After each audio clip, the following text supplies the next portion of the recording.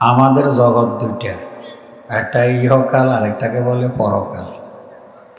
ইহকালে টাকার প্রয়োজন, টাকা ছাড়া দুনিয়ার জরুরত পুরা হয় না। পরকালে নেকির প্রয়োজন, নেকি ছাড়া পরকালের কেনাকাটা হবে না। আল্লাহ জান্নাত কাউকে মুফত দেবে না, এটা খরিদ সূত্রে মালিক হতে হবে। সাপ কবলা ফিত্তি সূত্রেও পাওয়া যাবে না, হেবা সূত্রেও না, দান সূত্রেও না, এটা খরিদ সূত্রে মালিক হতে হয় জান্নাত। তো কি দিয়ে আমরা জান্নাত নেব? জান আর মাল। বলেন জান। এই জন্য আমার জানের ইবাদত নামাজ রোজা পাইকারি, তাতে যেন আমাদের ত্রুটি না হয়। নারী পুরুষ, ধনী গরিব, শিক্ষিত অশিক্ষিত সবার উপরে পাইকারি ইবাদত নামাজ আর রোজা। নামাজ 12 মাসে ইবাদত, দৈনিক 5 ওয়াক্ত। কি বলেন? 24 ঘন্টা সময়ের ভিতরে 5 বার নামাজ আদায় করতে হয়। রোজা বৎসরান্তে একবার, 1 মাস। এই হইল আমার জানের ইবাদত। নামাজ বুদ্ধির সাথে ভিত্তি করে ফরজ করা হয়েছে, আর রোজা শক্তির সাথে। জন্মসূত্রে আমাদের শক্তিও ছিল না, বুদ্ধিও ছিল না। শিশু নির্বোধ, আবার দুর্বল। যখনই বালেগ হয়েছি তখন আমাদের দেহে শক্তি আসছে, কিন্তু ছোট্টবেলায় আমরা দুর্বল ছিলাম। তো এই শক্তির সুক্রিয়া নামাজ রোজা। আর জন্মসূত্রে আমাদের কোনো জ্ঞান ছিল না, আমরা ছিলাম নির্বোধ। যখনই আমরা বড় হয়েছি তখন আমাদের বুদ্ধি আসছে। ঠিক আছে না ভাই? তো নামাজটা হলো বুদ্ধিভিত্তিক ইবাদত। যতক্ষণ মানুষের জ্ঞান থাকে ততক্ষণ তার উপরে নামাজ ফরজ থাকে। যদি জ্ঞান না থাকে তাহলে ফরজ নাই। পাগলের নামাজ নাই, কেন? তার জ্ঞান নেই, অথচ শক্তি আছে প্রবল। ঠিক আছে না? এজন্য যতক্ষণ জ্ঞান থাকে ততক্ষণ আমাকে নামাজ আদায় করতে হবে। নামাজ পুরুষের উপরে কোনো অবস্থাতে মাপ নাই, ক্ষমা করা হয় নাই, সহজ করা হয়েছে। নারীর 2 অবস্থায় নামাজ মাপ: মাসিক ঋতুস্রাব হইলে, সন্তান প্রসবের উপরে, এই 2 সময়। আর পুরুষের কোনো অবস্থাতে কি নেই, মাপ নাই, কিন্তু সহজ করা হয়েছে। যদি দাঁড়াইতে না পারে বসে বসে পড়বে, বসতে না পারলে হেলান দিয়ে পড়বে, হেলান দিয়ে না পারলে শুয়ে শুয়ে পড়বে। রুকু যদি স্বাভাবিক করতে না পারে মাথার ইশারায় রুকু করবে। কি বলেন? কিন্তু মাফ করছে না সহজ করছে। কত বড় গুরুত্বপূর্ণ ইবাদত।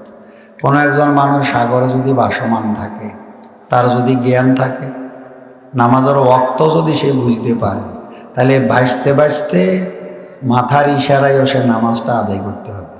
কত গুরুত্বপূর্ণ বিষয়।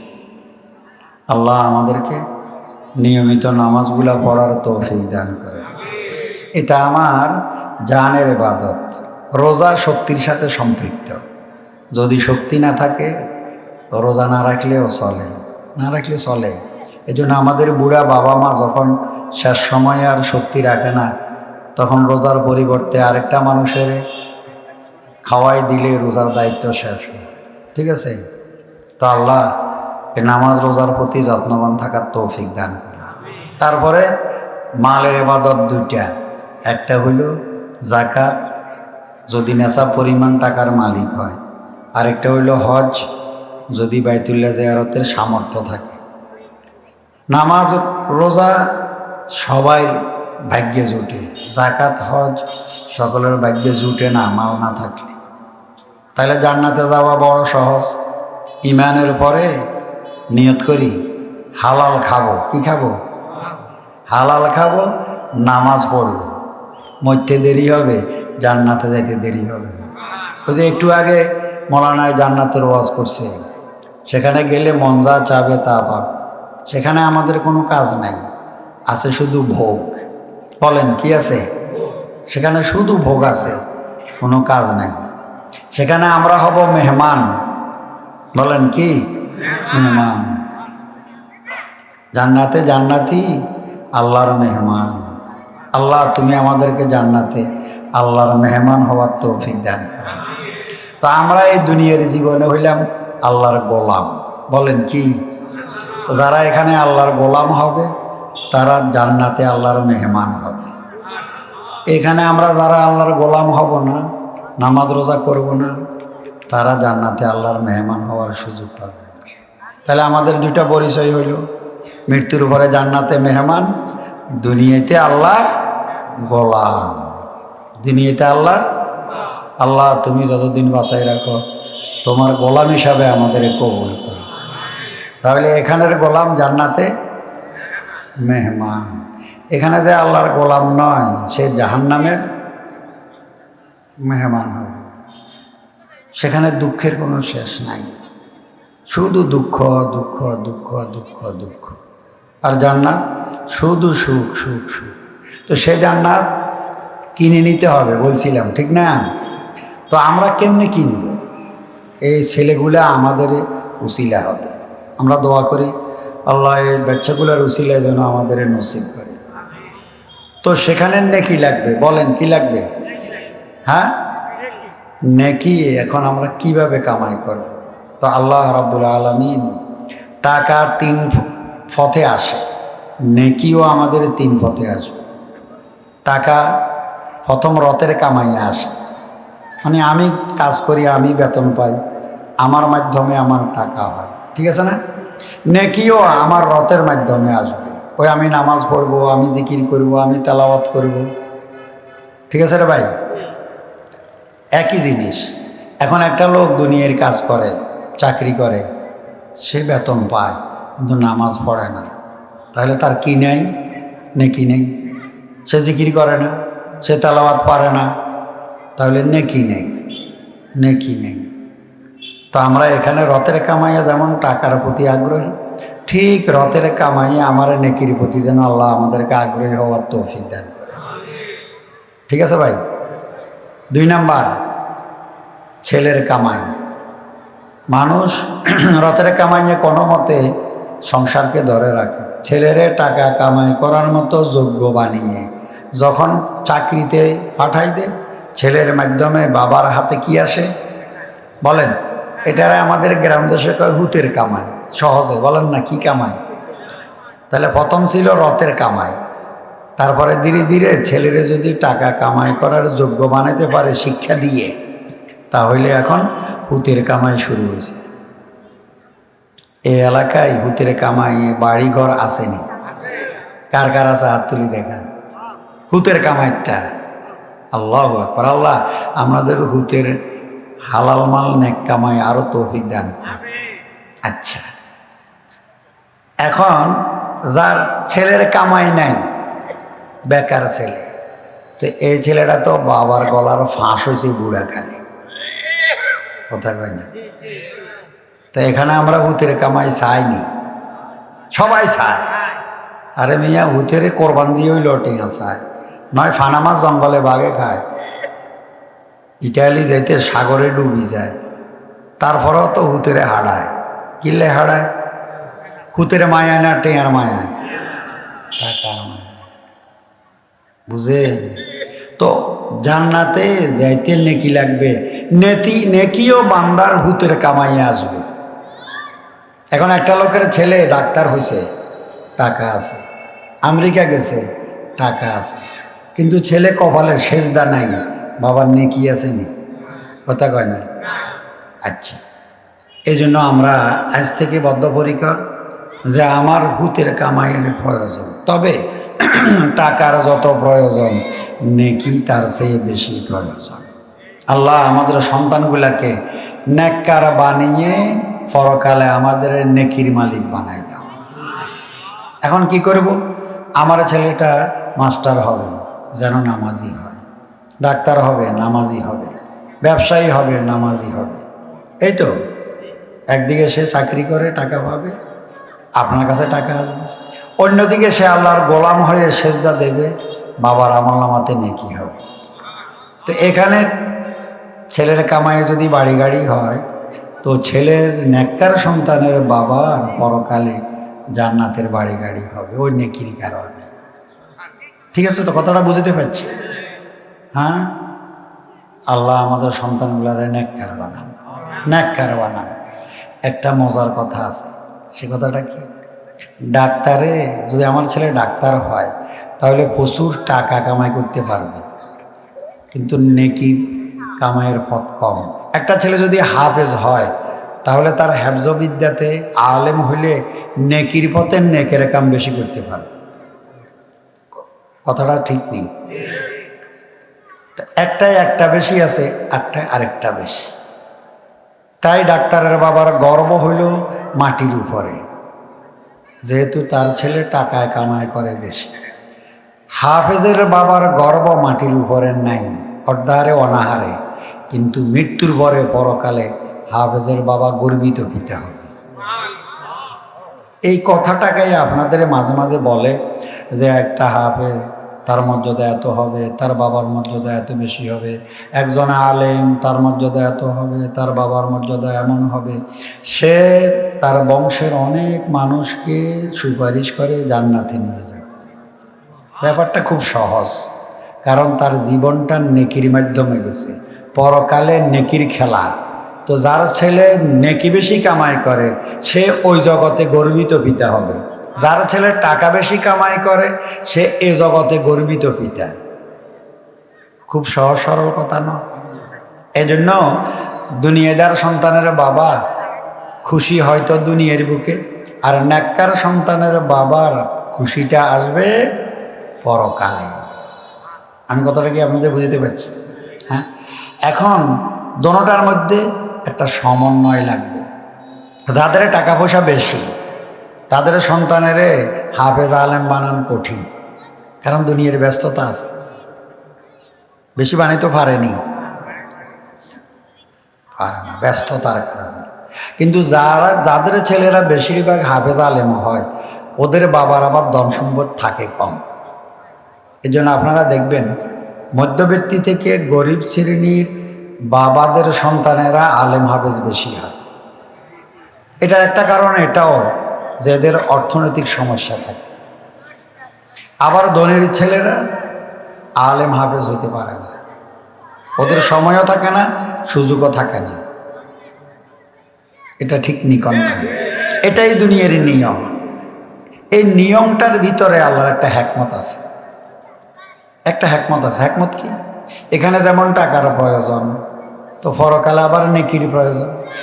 গরিবের ছেলে যদি হাফেজ আলেম হয়ে নেকির খাজানা পায়, তো আবার ধনীর ছেলে ব্যবসা করে তো টাকার খাজানা পাইছে না? তো আল্লাহ রাব্বুল আলামিন নেকির জন্য তৃতীয় আরেকটা পথ খুলছে, আরেকটা পথ। সে পথটা কি? যে বান্দা, তোমার যে মাল আছে, তোমার এই মালটা তুমি ধর্মীয় লাইনে ব্যয় করো, তাহলে তোমার দানের বিনিময়ে পরকালে নেকি পাবে। এখন ভারসাম্যটা কিভাবে হইল? একটা গরিবের ছেলে বাবায় তার ছেলেরে দিছে, আরেকজন ধনী মানুষ তিনি বললেন যে এই ছেলেটার খরপোশ দায়িত্বটা আমি নিছি। তাহলে একজনের সন্তান আরেকজনের সম্পদ। এরকম মাঝে মাঝে আমরা যারা ধনী মানুষ আছি, আমি হাফেজের বাবা নয়, আমি আলেমের বাবা নয়, কিন্তু আমাকে ময়দানে মাশরে মর্যাদা নিতে হইলে হাফেজ আর আলেমের অভিভাবক হইতেই হবে। তার সুরতটা কি হয়ে গেল? আমি আল্লাহর সাথে চুক্তিবদ্ধ হইলাম যে আল্লাহ, যা আমার সম্পদ আছে কিন্তু আমার সন্তানকে এই পথে আমি দিতে পারি না। দিনের প্রাথমিক শিক্ষা শিখাইতে পারি, কিন্তু ধর্মীয় লাইনে উচ্চশিক্ষিত বানাইতে পারি না, যেহেতু আমার দুনিয়ার ব্যস্ততা আছে। তো আমি আমার সম্পদ দিলাম, আমার আরেক ভাই তার সন্তান দিল, তো তার সন্তান আমার সম্পদ, এই দুইটার সংমিশ্রণে এই ছেলেটা হাফেজ হয়েছে। তাহলে এই ছেলের বাবা যেমন বাবা অভিভাবক হাফেজের, এখানে কোনো ছেলের বাবা যদি অর্থনৈতিকভাবে দুর্বল থাকে আর আমার যদি কোনো সম্পদ এই ছেলের পিছনে যদি লেগে থাকে, তাহলে এই দানের উসিলায় ময়দানে মাশরে আমি হাফেজের অভিভাবকের মর্যাদা পাব। তাহলে বান্দার দানটা পরকালে তার নেকির মাধ্যম। এজন্যই আমাদের তৃতীয় একটা ইবাদত, সেটা হইলো আমাদের সম্পদ আমরা আল্লাহর রাস্তায় ব্যয় করি। তো এই দানের কারণে ময়দানে মাশরে আমার নেকির পরিমাণ বেড়ে যাবে। বাড়বে কত? আমার পরে যে হযরত বয়ান করবে ওনাকে নিয়ে আসেন। তো বাড়বে কত এটা বুঝেন। এই মিয়া, চাকরিজীবী কোনোদিন বিশ্বধনী হয় না। চাকরিজীবী কি বিশ্বধনী হয়নি? সীমিত। 5 লাখ টাকা যদি মাসে বেতন পায়, তো যে ফার্মে চাকরি করে ওই মালিকের একদিনে 5 লাখের উপরে কামাই হয়। চাকরিজীবী সীমিত হয়, বিশ্বধনী হয় ব্যবসায়ী। বলেন কি? তো আল্লাহ রাব্বুল আলামিন ময়দানে মাশরে বান্দার হাবিবের সব উম্মত যেন মানে বিশ্বধনীর কাতারে চলে যায়। হ্যাঁ, এই জন্য আল্লাহ এই দানের কথা বলছেন। কে আসো তোমরা আমাকে করজ দেবে, দিনের পথে তোমরা দান করবে, আসো তোমরা। তো আপনি যদি দান করেন তো এটা আল্লাহর সাথে ব্যবসাতে সম্পৃক্ত হওয়ার মতো। বান্দা যখন দান করে এতিমের হাতে, গরিবের হাতে, বিধবার হাতে, মসজিদে, মাদ্রাসাতে, জনহিতকর কাজে, তো আপনি দেখেন চোখে মসজিদের সেক্রেটারি সাহেব আপনার থেকে 100 টাকা কিনেছে, দান হিসাবে গ্রহণ করছে, দেখছেন না? এটা আল্লাহ রাসূল বলেন না, ফি কাফির রহমান, সেক্রেটারি সাহেবের হাতের উপরে, এতিমের হাতের উপরে রহমানের হাতখানা, কুদরতি হাতখানা বিছানো থাকে। তোমার এই দান তোমার চোখে এতিমে গ্রহণ করছে, আর আল্লাহ নিজেই এটাকে গ্রহণ করে নিছে বলে স্বীকৃতি দিছে। তাই আপনার দান সরাসরি আল্লাহর কুদরতের হাতে চলে যায়। এখানে যাওয়ার পরে আল্লাহ বান্দার এই দানটাকে লালন করে। কি করে? কেমনে লালন করে? আমরা যদি ব্যাংকে রাখেন তো এটা পার্সেন্টেজ হারে বাড়তে থাকে। 10 বছরে এত, 20 বছরে এত, বাড়ে না? বাড়ে। বান্দার দানও আল্লাহ রাব্বুল আলামিনের কুদরতি হাতে বাড়তে থাকে, আল্লাহ এটাকে পাইতে থাকে। কেমনে পালে? তো আল্লাহর হাবিব উদাহরণ দিছে। কিভাবে বলে? ইন্নাল্লাহ ইউরাব্বি সাদাকাতিকুম কামা ইউরাব্বি সাখালাকুম। শোনো, একটা বকরির বাচ্চাকে পাইলতে পাইলতে তার থেকে তার বাচ্চা, তারপরে আবার বাচ্চা, এক ফাল হয়ে যায়, হয় না? ঠিক তোমাদের দানকে আল্লাহ রাব্বুল আলামিন তার কুদরতি হাতে পাইতে থাকে। এটা বাড়তে বাড়তে বাড়তে বাড়তে বাড়তে বিশাল এক স্তূপ হয়ে যাবে, এত বাড়বে। বান্দা তার ক্ষুদ্র ক্ষুদ্র দানের বিনিময়ে জান্নাতে যেই পরিমাণ নেকি পাবে হাসরের ময়দানে, দেখার পরে তার চোখছানা বড় হয়ে যাবে। ফেরেশতারা বলবে এটা তোমার। এটা কেমনে আমার হয়? এত তো দান তো আমার নাই। অ্যাকাউন্টে যদি টাকা যদি বেশি বুঝে, মনে হয় অন্য অ্যাকাউন্ট থেকে ঢুকে গেছে, কারণ আমার হিসাবে তো এটা হয় না। ফেরেশতারা বলবেন না, এটা তোমারই। আল্লাহ রাব্বুল আলামিন এটাকে লালন করে বড় করছে, পাইলতে পাইলতে। পাইলবে কিভাবে? এভাবে পাইলবে। কয় আয় মিয়া, কামাসালা হাব্বাতিন আম্বাতাত সাবা সানাবিলা ফি কুল্লি সুম্বুলাতিন মিয়াতু হাব্বা। আল্লাহর রাস্তায় কোনো মানুষ যদি 1 টাকা দান করে, তাহলে এটাকে আল্লাহ রাব্বুল আলামিন এমনভাবে পাইলতে থাকে, কয় যেমনিভাবে জ্বালাভূমিতে জ্বালা 1 দান থেকে 1 কানা, ফলনভূমিতে লাগাই দিলে 1 কানা থেকে 7 কানা, মানে 1 গুছি। তো আল্লাহ রাব্বুল আলামিন বলেন কামাসালা হাব্বা আম্বাতাত সাবা সানাবিলা, জ্বালাভূমির থেকে ফলনভূমিতে লাগাই দিলে 1 কানা থেকে 7 কানা হবে। ফি কুল্লি সুম্বুলাতিন মিয়াতু হাব্বা, প্রতিটা কানা থেকে এক একটা ছড়া হবে। এক একটা ছড়ায় যদি 100 দানা হয়, ধান হয়, তাহলে 1 দানা 700 হয়েছে না? আল্লাহু ইউযাইফু লিমান ইয়াশা। এই 700 থেকে মাঝে মাঝে আপনারা গল্প শুনেন, 700 থেকে 7,49,00,000 কোটি, আরও বেশি হবে। তোমার 1,49 কোটি, তার চেয়ে আরও বেশি হবে। আল্লাহ এটাকে বাড়াইতে থাকে। বলেন 1 কেজি বীজ দানের জ্বালা থেকে ফলনভূমিতে 1 গোলা দান হয় না? হ্যাঁ, আপনার 1 টাকা হাসরের ময়দানে এরকম গোলা ভরা নেকি হবে। আল্লাহ আমাদেরকে দান করার তৌফিক দান করুন। আল্লাহ আমাদেরকে নামাজ পড়ার তৌফিক দান করুন। আমাদের বাবাদের নেককার বানাই দাও, আমাদের সন্তানদেরকেও নেককার করে দাও। তাহলে রথের কামাইও হইল, ভূতের কামাইও হইল, আর হালাল মাল থেকে আল্লাহর রাস্তায় দান করার তৌফিক দান করা। তাহলে আল্লাহর সাথে ব্যবসায়ীও হয়ে গেল। এই ব্যবসায়ীটা হবে দানকারী বিশ্বধনী। কারণ আপনার আপনি মরে গেলে আপনার আবাদত নাই, কথা কয় না। হুদগা মরে গেলেও হুতের আর কামাই নেই, আছে। কিন্তু মাদ্রাসাতে যদি দান করে যান, আপনি মরে গেলেও নেকির সিলসিলা জারি রয়েছে। ঠিক আছে তো? এই জন্য আমরা ইনশাল্লাহ দান করব। ওয়া আখির দাওয়ানা আলহামদুলিল্লাহ।